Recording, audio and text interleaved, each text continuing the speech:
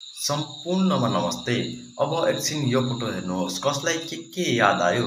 यो हो कृष्णपुर नगरपालिकामा अवस्थित श्री कृष्ण माध्यमिक विद्यालय। यो विद्यालय स्थापना भएको कम्तीमा 65 वर्ष जति भयो। यस विद्यालयमा एकदमै ठुलो खेलकुद मैदान पनि रहेको छ।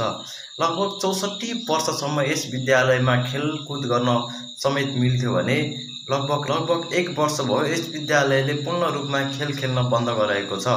यस विद्यालयको खेलकुद मैदान पनि अन्य स्थानीय युवाहरूले प्रयोग गर्न नपाउने नियम बनाएको छ। किन यस्तो? खेलकुद मैदान किन बन्द भयो? कारण यस्तो छ।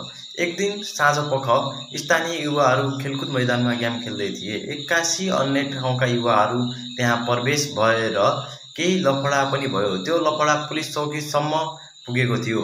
त्यो फेरि के भएर त्यही अल्झियो र त्यो समाप्त पनि भयो।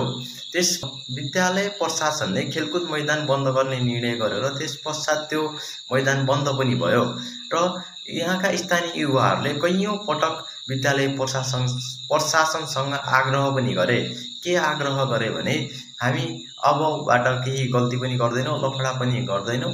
विद्यालयले विद्यालयको मैदान हाम्रो लागि खोलिदिनु पर्यो। हामी यहाँ बढी होइन, दिनको 2 घण्टा मात्र खेल्न चाहन्छौँ भनेर कैयौं पटक आग्रह गर्दा पनि विद्यालयले वास्ता नै गरेन।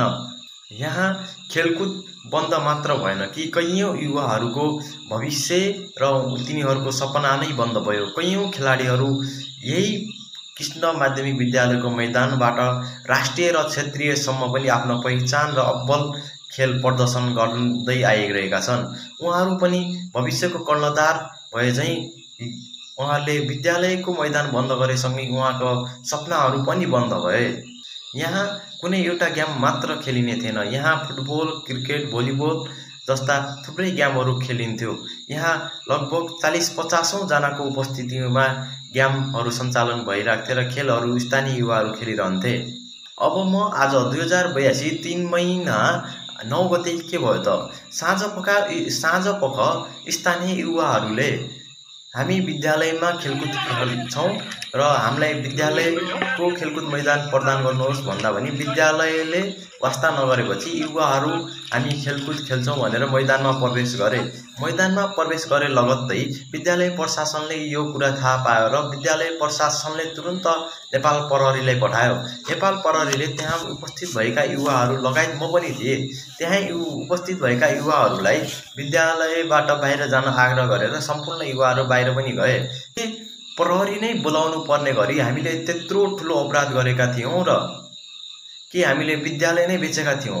हामीले जाबो दिनको 2 घण्टा मात्र हामीलाई खेल्न दिनुहोस्, हामी खेल्छौँ मात्र भनेका थियौँ। यो यत्रो ठुलो अपराध हुन पुग्यो र कृष्णपुर नगरपालिकाका नगर प्रमुखज्यूलाई यो कुरा थाहा छ वा थाहा छैन त्यो मलाई थाहा भएन। तर नगर प्रमुखज्यू, तपाईले निर्वाचनको बेलामा गर्नुभएको निर्णय वा वाचा तपाईलाई याद होला नि।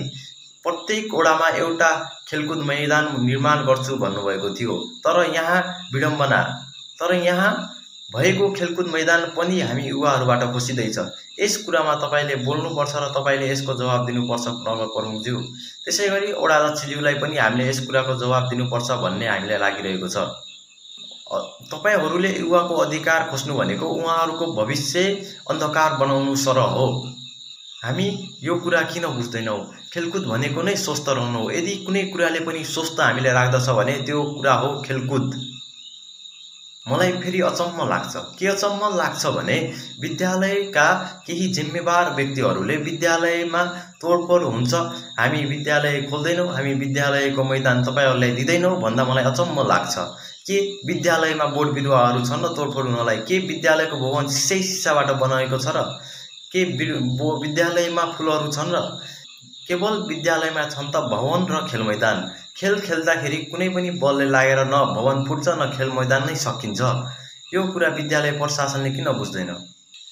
अझ केही कुरा थप्छु। विद्यालयको चारै भागमा लाखौं रुपियाँ खर्च गरेर सीसीटीभी क्यामेरा जडान गरिएको छ। त्यो क्यामेराको काम के? त्यो क्यामेराले निगरानी 24 घण्टा गरिरहेको छ। यदि कुनै पनि व्यक्तिले स्कुलको विद्यालयको सम्पत्तिमा तोडफोड गर्छ भने तत्काल क्यामेराको निगरानीबाट उहाँलाई समाएर कारबाही पनि गर्न सकिन्छ र क्षतिपूर्ति पनि दिलाउन सकिन्छ। यो यतिसम्म किन गर्नु परेको छ र? यदि अहिले कसैले राष्ट्रको परिचय राखेको छ भने त्यो हो खेलकुद, अन्य कसैले पनि छैन। त्यसैले खेललाई पनि माया गरौँ र खेल खेल्ने व्यक्तिलाई पनि माया गरौँ। धन्यवाद।